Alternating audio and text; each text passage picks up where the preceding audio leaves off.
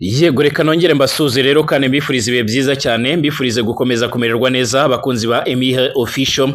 Reka twizere ko mukomeje kugira uwa gatatu mwiza cyane. Nanone tugarutse mu makuru agezweho muri kano kanya.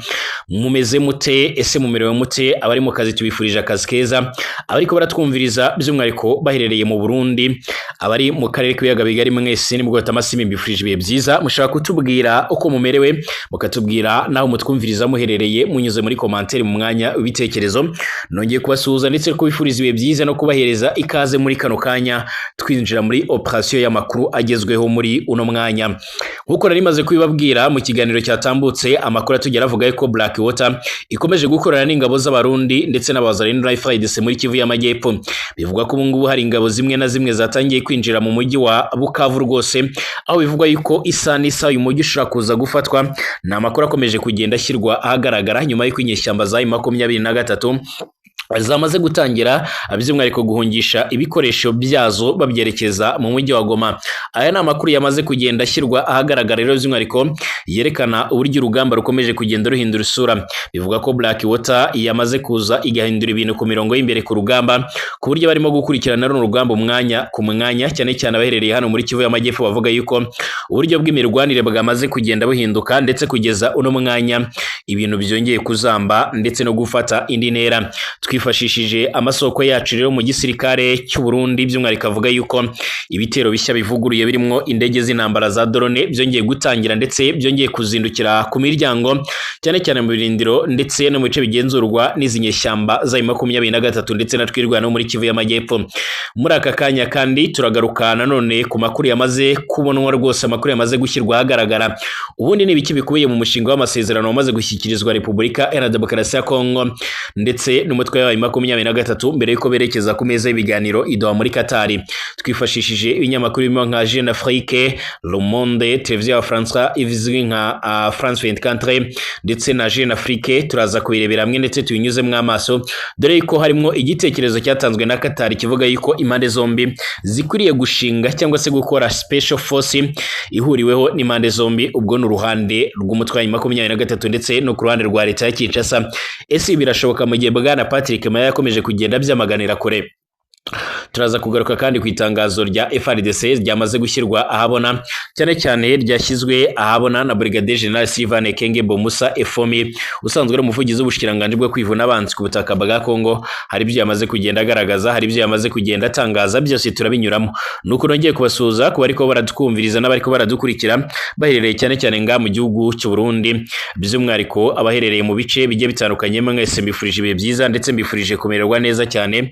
Abadukurikiye kandi muherereye by'umwihariko mu makungu ya kure, haba mu karere k'ibiyaga binini ndo hisi no hirya no hino mu isi, mwese mbifurije ibihe byiza ndetse mbifurije kumererwa neza cyane. Ari ubwa mbere ugeze hano, nyamuneka reka nkubwire ngo byondanditse sabone kugira ucaronka amakuru n'ibiganiro byacu. Ibiganiro byacu unabisangize ku nshuti zawe. Twibanda ku makuru agezweho rero abari kuvugwa mu bigendanye n'umutekano, politique, diplomasi ndetse n'ibindi bigiye bitandukanye. Ikaze kuri mwebwe mwese rero mukomeje kudukurikira, ikaze kuri mwebwe mwese mukomeje kubana natwe. Reka kwanza aya makuru tuyahere by'umwihariko hano by'umwihariko muri Bukavu, ariko nyamuneka niba utameze neza reka nkubwire ngo komera kandi wihangane. Nkubwira ngo uyu mwanya niba utameze neza cyangwa se nibi bintu by'umwihariko bitameze neza cyane, by'umwihariko ndakubwira ngo komera kandi wihangane. Uyu munsi cyangwa se ejo ibintu birahinduka bikagenda neza cyane. Ikaze kuri mwebwe mwese rero turebere hamwe ibikomeje kugenda bivugwa. Tuyatangira hano muri Bukavu ahakomeje kubera urugamba rukomeye. Nyuma y'uko rero abo muri Blackwater bamaze gutangira imirongo y'imbere ku rugamba rwose, batangiye kugenda bayigaragaraho hari muri Kivu y'Amajyepfo. Amakuru atugeraho nk'uko twakomeje kugenda tubibagezaho twifashishije amasoko yacu mu gisirikare cy'u Burundi FDNB, aremeza neza yuko hari ibice bimwe na bimwe byo muri Bukavu byamaze kugenda byinjirirwa na bamwe mu basirikare bo mu ngabo z'u Burundi ndetse n'abazalendo, ku buryo bemeza neza yuko ifatwa ry'iki gice cyangwa se ry'uyu mujyi ugafatwa n'umurwa mukuru w'intara Kivu y'Amajyepfo by'umwihariko ryaba riri hafi, ku buryo kugeza amagingo aya ngaya abakurikiranira hafi ibikomeje kugenda bibera muri bino bice bemeza ndetse bakanashimangira yuko ibintu bishobora kuza guhindura isura muri kano kanya. Amakuru atugera avuga yuko rero umutwe wa M23 ukomeje gushakisha uburyo rero wimura ibikoresho byabo bya gisirikare birereye muri ibyo bice bikomeje gusatirwa, nyuma y'uko rero urugamba rukomeje kugaragara. Nyamara urugamba rukomeje kugaragara mu gihe impande zombi zikomeje kugenda by'umwihariko mu gihe urugamba rukomeje kugenda rufata indi ntera ndetse abakurikiranira hafi ibigendanye n'intambara bakavuga yuko nubwo ibiganiro bikomeje kuba i Doha muri Katari cyangwa se byongeye gusubukurwa n'ubundi bidashobora kubuza imirwano kuba kuko kugeza amagingo yanga impande zombi zamaze n'ubundi kwisuganya mu buryo bukomeye cyane. Haba inyeshyamba za 23 rero zikomeje gushakisha uburyo zigumana ibice byazo zamaze kugenda zifata, ariko nanone ku rundi ruhande by'umwihariko uruhande rwa leta ya Kongo ruri nyuma y'ukuzana abacanco ndetse n'abandi basirikare bo mu ngabo Burundi, ndetse nyuma yuko ari urugamba rukomeje kwifashishwamo indege z'intambara zitagira abapilote by'umwihariko zituruka cyane cyane by'umwihariko zagurikizwa mu bice byo muri Bujumbura ndetse by'umwihariko mu bice bya Kindu ndetse na Kisangani.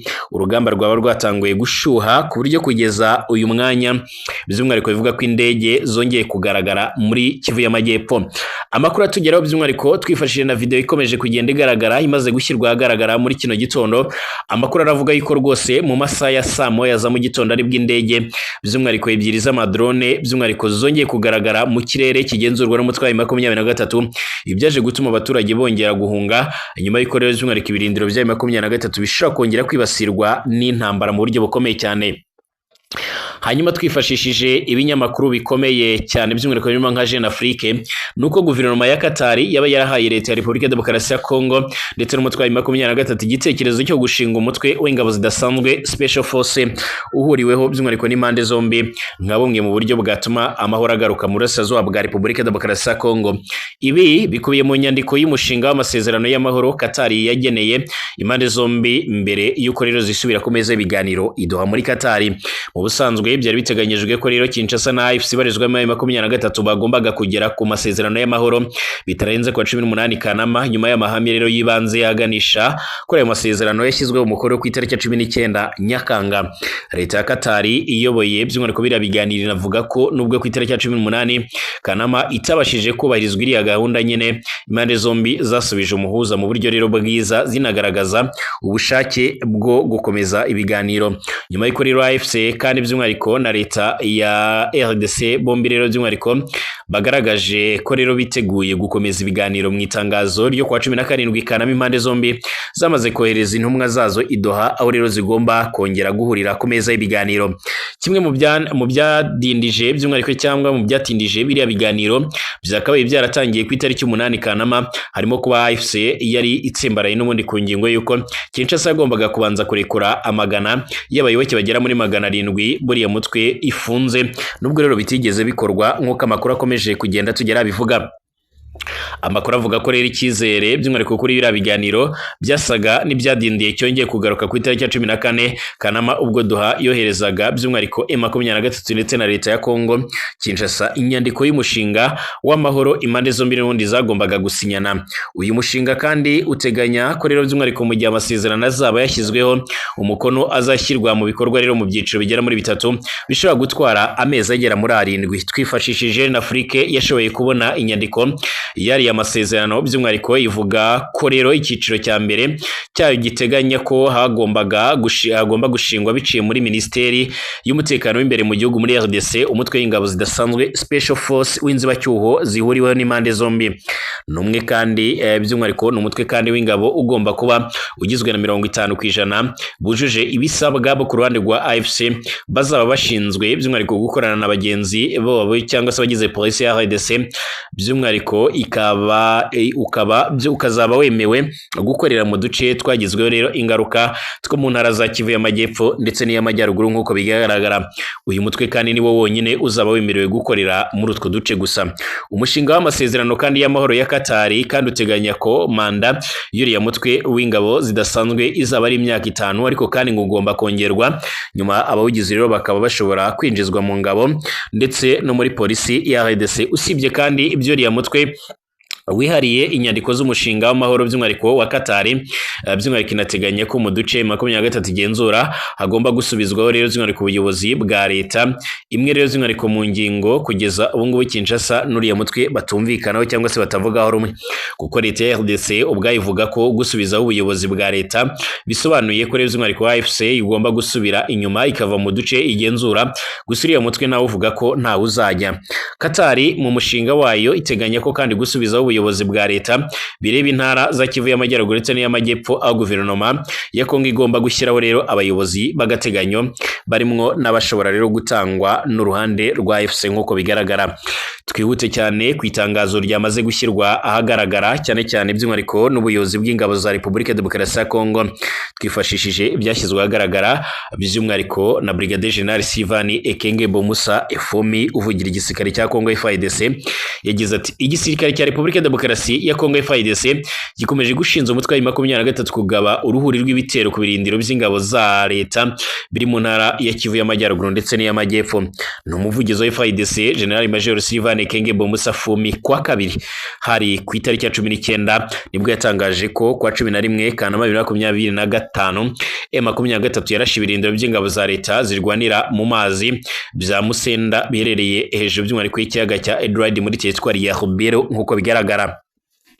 Bwana Ekenge yavuze ko hagati y'itariki ya 12 ndetse na 18 Kanama M23 nabwo yarashe ibirindiro byinshi by'ingabo za leta muri Kivu y'Amajyepfo birimo ibya Mulamba biherereye muri teritwari ya Warungu, ibya Ruwindi ndetse n'byitwa Muhuzi byo muri grupuma ya Kigogo ho muri teritwari ya Mwega, ibya Gahuruza, ibya Chiblungu biherereye by'umwihariko muri Warungu ndetse n'ibyanzibira Kankinda ndetse n'ayitwa Nyamarange ni muri Warungu nk'uko bigaragara. FARDC ivuga ko kandi biriya bitero binyuranyije n'amasezerano ya Washington ndetse n'amahame y'ibanze aganisha ku guhagarika intambara yasinywe i Doha muri Qatar mu kwezi gushize. Yavuze kandi ko itanzeho umugabo wa Amerika ndetse na Qatar ko usibye kuba rero biriya bitero bigamije kudobya inzira z'ibiganiro bigamije rero kuzana amahoro, hari n'abantu bishwe abandi bakaba baravuye mu byabo. Yunze miti ingabo za Repubulika Demokarasi ya Kongo rero zigomba gufata ingamba zikwiriye mu rwego rwo gusubiza kuri ubwo bushotoranyi bwose by'umwihariko bushyira mu kaga ubuzima bw'abaturage b'abasivile b'abanyamahoro. FARDC ivuga ko kandi M23 imaze iminsi iyitera mu gihe amakuru avuga ko kandi ku cyumweru gishize yagabye ibitero bikomeye cyane kuri M23 ikoresheje drone z'intambara. Ni ibitero kandi byagabwe mu duce twanzibira ndetse na Mulamba muri teritwari ya Warungu. Aha kandi FARDC isoza ivuga yuko rwose by'umwihariko nayo yiteguye kugaba ibitero bishyashya ndetse ngo iraza gutangira kwihorera mu buryo bwihuse mu buryo bweruye, ndetse yongera gusaba yuko rwose mu mwuka mwiza izi nyeshyamba zikwiriye kuva mu bice byose zamaze gufata birimo nka Goma, Bukavu n'ibindi bice bigiye bitandukanye bitaba ibyo, igatangira gusukwaho umuriro w'ibisasu nk'uko bikomeje kugaragara. FARDC kandi bivuga ko ikomeje kwifatikanya n'abacancuro nk'uko amakuru akomeje kugenda tugera bivuga, ndetse kugeza amagingo yangaya abakurikiranira hafi ibibera ku butaka bwa Repubulika Demokarasi ya Kongo bakaba bakomeza gushimangira ndetse bakaba bakomeza no kuvuga yuko by'umwihariko iyi ntambara ishobora kuza guhindura ibintu umwanya n'umwanya. Bashimire tugaruke mu kanya.